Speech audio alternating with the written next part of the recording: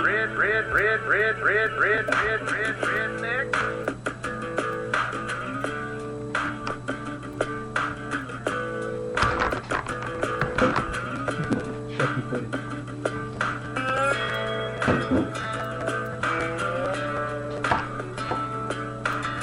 right, welcome back. Fourth and final segment of the TD show today.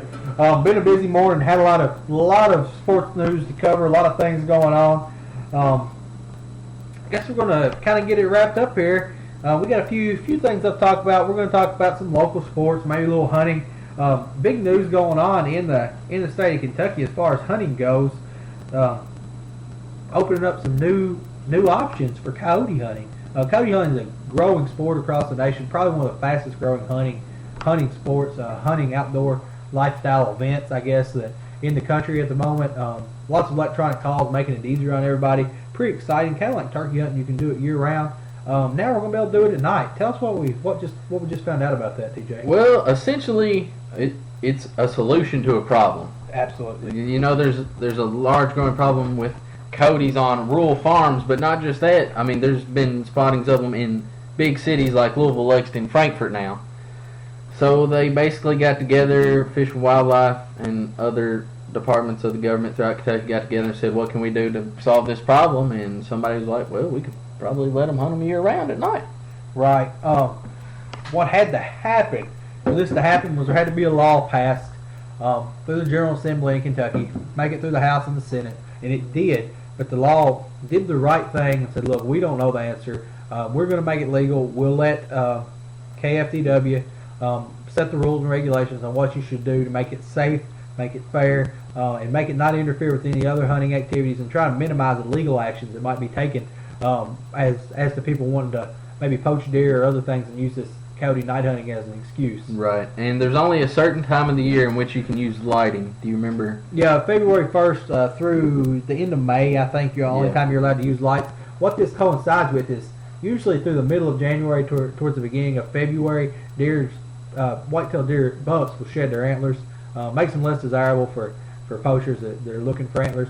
The reason this would be a problem, as anybody around here knows, if when light gets in a deer's eye, the way it works, they illuminate through the back of their eye where they can pick up a lot more light than we do, and it blinds them. They can't see. Makes it easy for people to poach them. So they're putting this at a time where maybe people won't be tempted. They won't see that big rack and think, man, I sat out in the cold all winter, didn't see anything. Now I've got this big deer in front of me. So hopefully it'll go over well. We won't have any kind of problems with it. I mean, basically it works out well for two parties. You've got, the people who don't want the coyotes around their property. You're taking care of them, and then you got the people that, hey, I want to hunt some coyotes year round. You're taking care of them too. So killing two birds with one stone. Another thing is Kentucky, we've become the leader in white-tailed deer hunting in the nation. We've got more Boone and Crockett entries, which is, the world-renowned expert on trophy quality scoring of Boone and Crockett system than anywhere else in the world. And as our coyote population goes up, the fawn hatch every year, the fawns that are born are going to go down. And that's going to limit the amount of deer that we have and the amount of trophy growing potential that we have. Another thing, an interesting fact about it, I didn't know, I guess because I've only been around for 25 years, but we didn't always have coyotes. They started coming west in the 50s and didn't make it over here until like the early 70s, late 60s. There was a great freeze, great blizzard, froze the Mississippi, and they actually were able to walk across on ice. And all this rapid population and all this population increase that we've seen has only been in the last 40 years or so. I'd imagine that's how the armadillos got here too. I don't Not that know. we're trying to hunt them, but just Yeah. Nobody's seen those until last year. Yeah, too recently. much. Yeah. Just something I want to touch on while we're outdoors. We asked the first episode, and I'll ask again, if you have pictures of deer or any other game you've killed this past year, send it to us. We'll get it up on our Facebook poll. We'll get you some recognition. We'll talk about it on here. Yeah, well, we know a lot of people out there like to hunt. If you don't like to hunt, that's no big deal. But we do have a lot of people out there that like to hunt. Lots of things going on. So if you do, let us know, and we'll be glad to talk about it. If you got any kind of outdoor activity that you like to do, you like to fish, maybe you have a story, call and let us know. Yeah, Send us a text or tweet or email. We'd love to get more involved in the outdoor side and talk about things a little more, just because there's not really a platform for people to That's talk right. about this kind of stuff around our area. All right, staying local, we'll talk a little high school basketball now.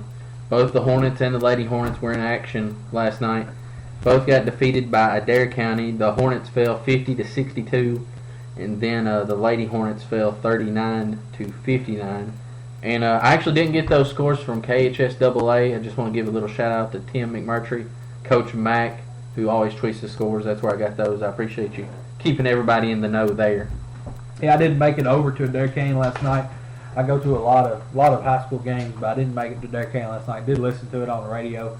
Boys played first. Kind of threw me off when I turned it on. I didn't realize the boys playing first, but the boys played first. As always, played hard. Can't fault their effort at all. Just a young and kind of a small team, but they're getting a little better. Their averages are coming up.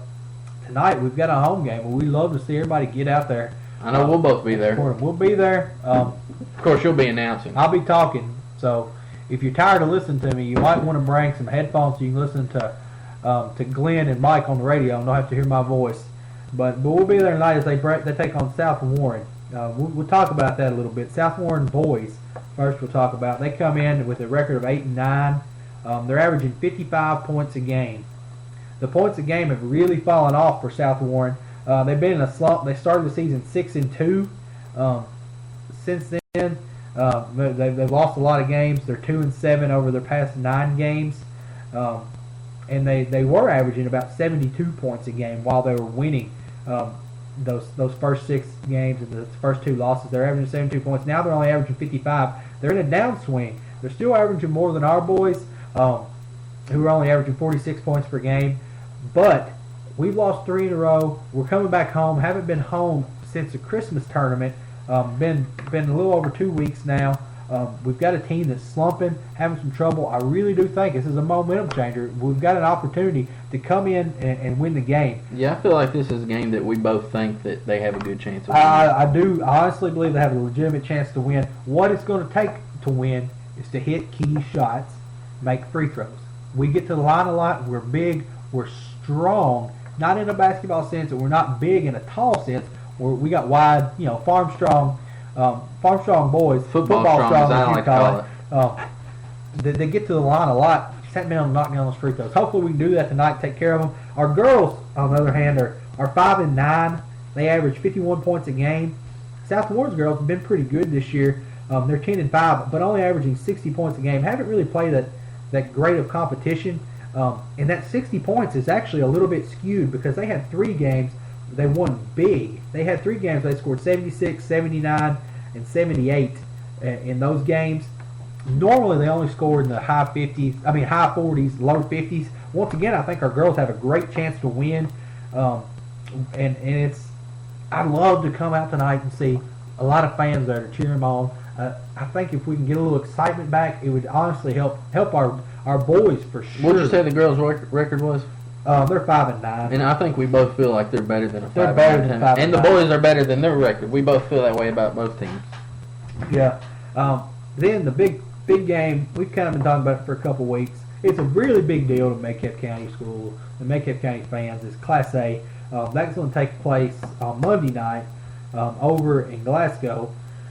Glasgow girls are pretty good. They started off the season ranked in the state. Obviously going to be one of the better teams in the region, but they're 11-5, averaging 65 points a game. They started 9-2, but they've fallen off. They're 2-3 since then, but they still look really good. They've been playing some good competition, playing some Bowling Green schools. But like I said, averaging 65 points a game. Our girls are averaging a little over 50 points a game.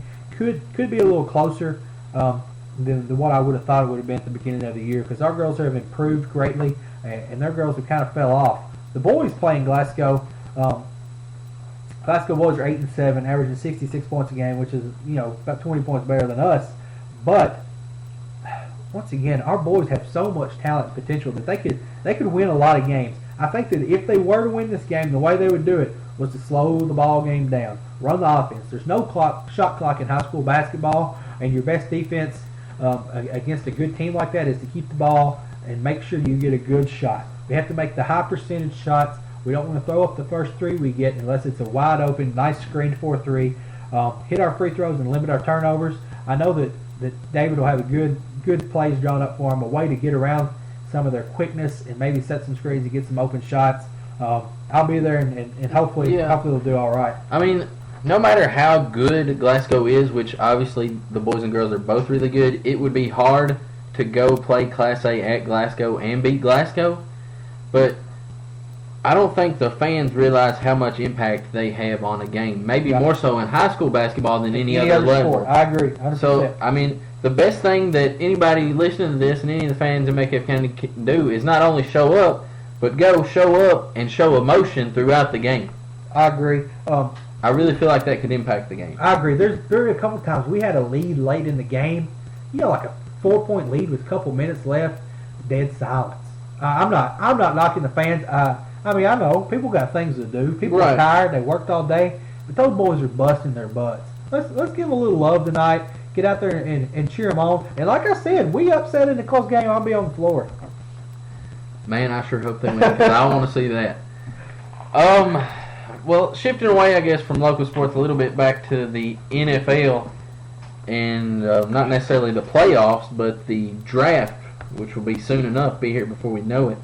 There was news this week. Mel Kiper put Johnny Manziel first overall going to Houston, and he said that he talked to some executives around the league, and that's what it kind of led to him putting him there. What do you think about that? I mean, obviously we've touched on this a couple weeks now. But listen, when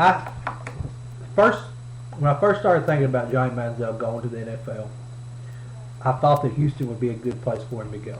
I thought that he had Texas roots, been a Texas kid his whole life. Houston struggled. They need someone to come in there, give them a spark.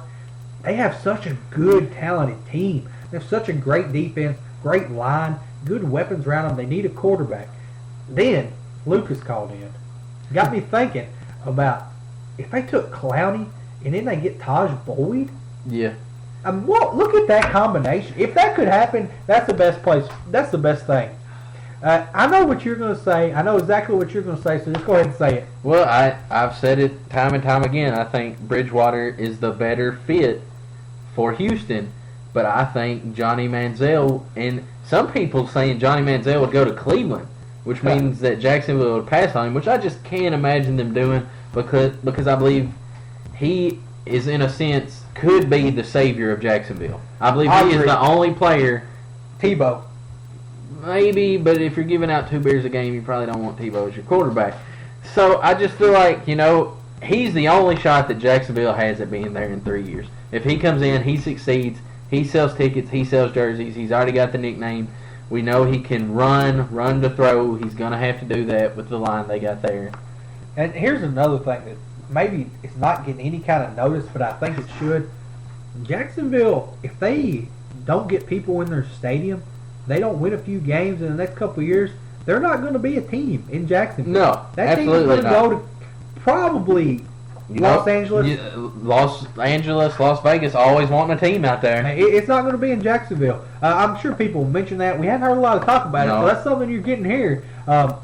If they pass on Manziel, even if they get Manziel and they're still terrible, can't get people there. I can't imagine Manziel getting passed by Houston and Jacksonville not taking him.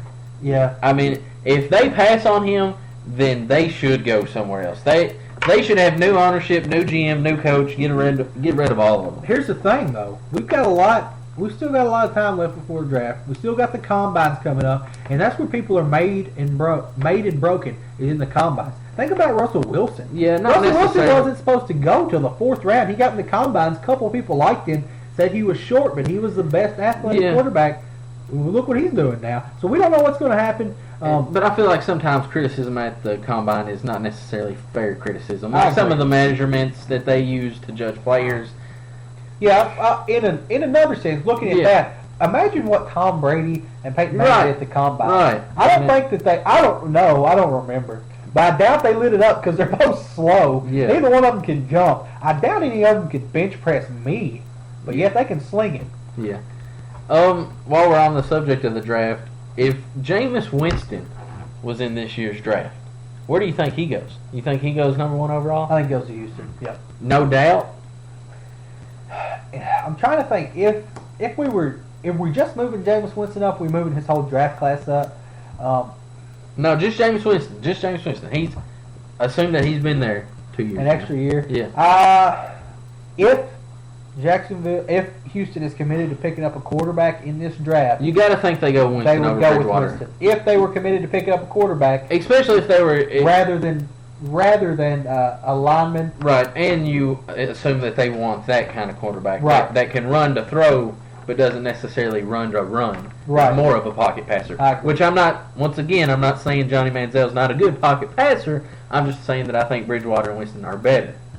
But yeah, I mean, I think you gotta assume that Winston goes 1, and I believe that actually hurts Bridgewater because I agree. believe that. Manziel still go 2. Yeah, and then the other quarterback, I can't remember his name off the top of my head, played for Bortles? Yeah, I think he probably goes before Bridgewater in that scenario. What do you think about Bortles? Would he go number 2 if See, Manziel goes number 1? Would he go 2? Yes.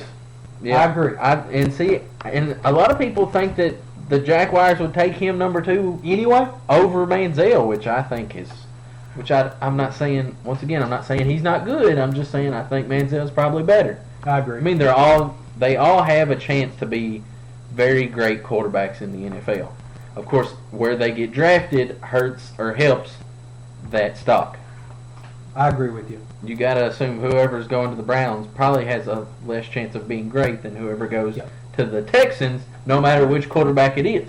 So, Yeah, and I mean, Yeah, where yeah. you get drafted has so much to do with how successful you are where in you the go, NFL. not Right. what position you're drafted. Right. I think if Right. nothing else, the second and third rounders come to training camp with a little something to prove. They have to work to get their spot. If you're a first round pick, and they've got that money tied up in you, they're giving you a spot.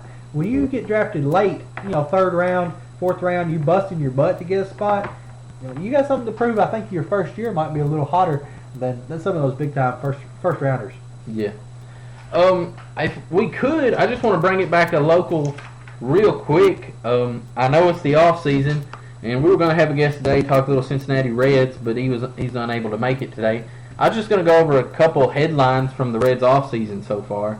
As we know, it's arbitration time. People filing for arbitration. People trying to get deals done before they get Right. there, hopefully paying them less money. The Reds had 5 players up for arbitration this offseason. They had Sam LeCure and Alfred Simon, who are both relief pitchers. Then you had Chapman, who of course is their closer, and Bailey and Leak, who are both starters. And for those who are not familiar, Chapman, Bailey, and Leak are really the big 3 of those 5. Chapman, one of the best closers, arguably, in the game, throwing 105, 104 miles per hour. LeClure with one of the best mustaches in the game. Yeah, that's true. And he's really stepped up. I mean, he got a multi-year deal before they got to arbitration. Him and Simon have both signed, so they won't make it to arbitration.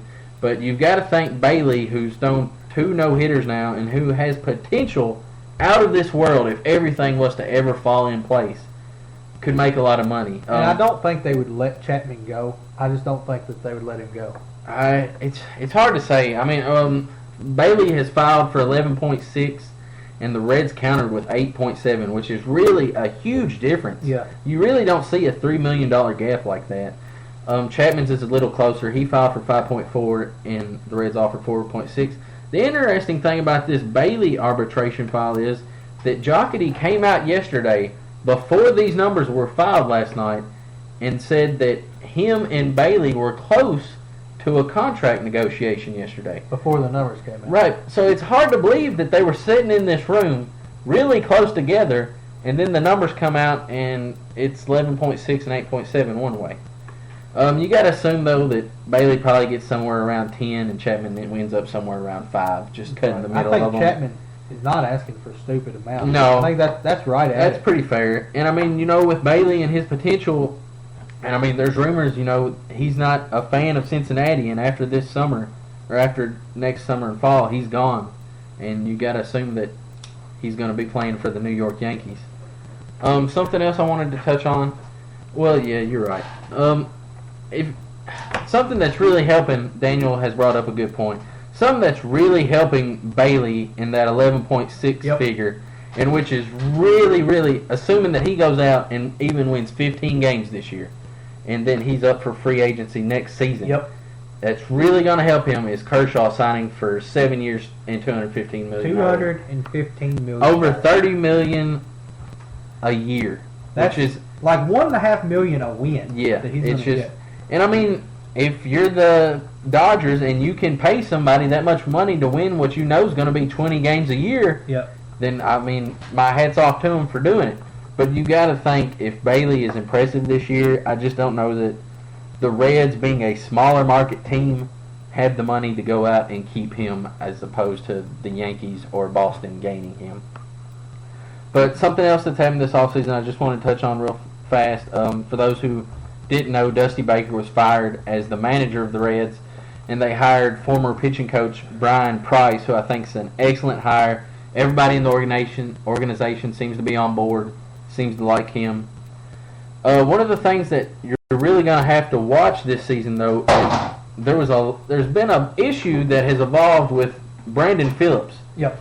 who the past 5 years has really been one of the top 5 second basemen in the game. He's put up the offensive numbers. He can hit anywhere in the lineup, and he's been really good defensively. But what we have seen is a small decline in both of those. And when you have 4 years remaining on your contract, it's scary to see a decline in those so early in the contract. Yeah, I agree with you. For those of you who don't know us personally, I'm a big Braves fan. We're having the same issue with Dan Uggla. Signed him to a big contract at second base, was one of the top performing second basemen. He didn't even make it to the postseason. We sent him down. I can't imagine we want to keep him. Yeah. I really, really think that we need to go after Brandon Phillips. Yeah, I mean, Phillips would be an upgrade for y'all. I'm ready to get rid of Dan Uggla. I loved him when he came in. I just don't think the relationship's there anymore. And I'm all for going after Brandon Phillips because we know he wanted to leave. He tried to get New York to sign him. Phillips was assumingly gone. We signed Skip Schumacher. We already had Hanrahan on the roster, two kind of utility infielder guys that we had assumed were going to play a duo role in second base. Right. And then it comes out that they tried to trade him to New York and it fell through. And then he kind of contacted New York on his own and said, "Hey, whatever it takes, y'all get me out of here." And it fell through again. And you know, something that we saw that wasn't really touched on nationally in the middle of the year last year, Brandon Phillips was being interviewed by Trent Rosecrans, who is a beat writer in Cincinnati. Really standout guy. I've had conversations with him before on Twitter.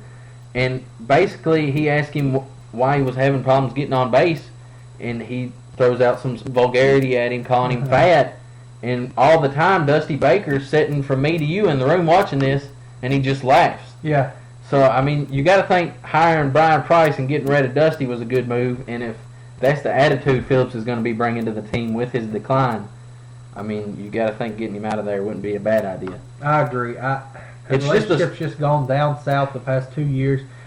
We know that. Listen, Phillips is one of the diehard Reds fans. Like he got in a fight with the Cardinals. And a lot of fans before this year, I mean, loved him. He was the center of social media and everything else involving the fans. I mean, it's a story that you're going to have to watch develop throughout the season. I believe if he brings that attitude and that decline this year, it really hurts the Red chances.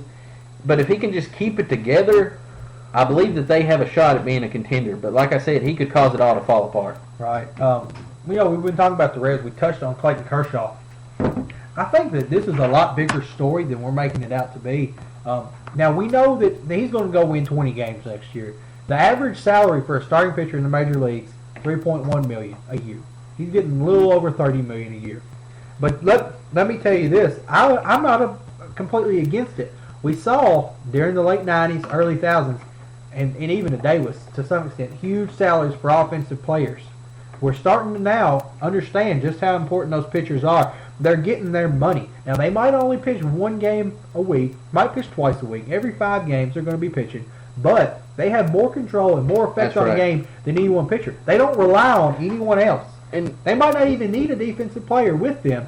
And after the steroid era is kind of come and gone, we're starting to see everything swing back to where the pitchers are the big stars, not the big hitters. Yeah, and one thing I said earlier, as soon as the offseason began real fast, is that you're going to see a lot of I told somebody, you're going to see a lot of huge contracts this offseason because of all the TV contract money that's starting to come into every organization.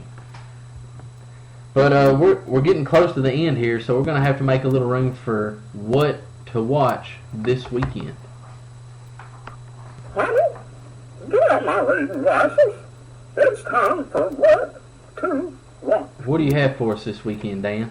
First thing I want you to watch this weekend, I want you to come out tonight and watch the girls play. I want you to watch Jordan Samuels. I want to give her a shout out and tell her big congratulations. Just entered the 1,000-point club in Metcalfe County. Big feat. She's becoming a great ball handler. She's actually been able to bring the ball up the court some. And we've got another big girl inside, Mackenzie Coleman, who's playing outstanding, which is let Jordan go back into her more natural role of being a guard. That's Being right. able to shoot the ball. She can jump out of the gym. We need her to be good and find Mackenzie down low for a little inside-out game, back to Jordan or with the shots inside to win that game tonight and to win Monday against Glasgow, stand a chance against them. Second thing I want you to watch, I touched on for 2 weeks. I really like him a lot. I really like the way he's playing this year. Alex Poitras comes in and brings an intensity he was unable to bring as a full-time starter. Did you see the dunk he had against Arkansas? No, I didn't. Oh my gosh, nasty, nastiest dunk I've seen in NCAA, and he can jump so high. When the game's on the line, he can put out. I think he's good coming off the bench, a guy you want to sub in towards the end of the game and get you quality minutes, win a game. Maybe not a starter, not going to put up the numbers that we see Randall and Young putting up, but his 10 points in 20 minutes or so is going to be the most important as to whether or not we win or lose. The rest of our games come from the SEC. Yeah. Just want to touch on it again. Talked about it in the outdoor section. If you have anything outdoor related, be sure to send it to us on Facebook or Twitter. We'll get it up. We'll talk about it on here, get you out there. People will be able to see it on YouTube. We'll figure out how to get it on there.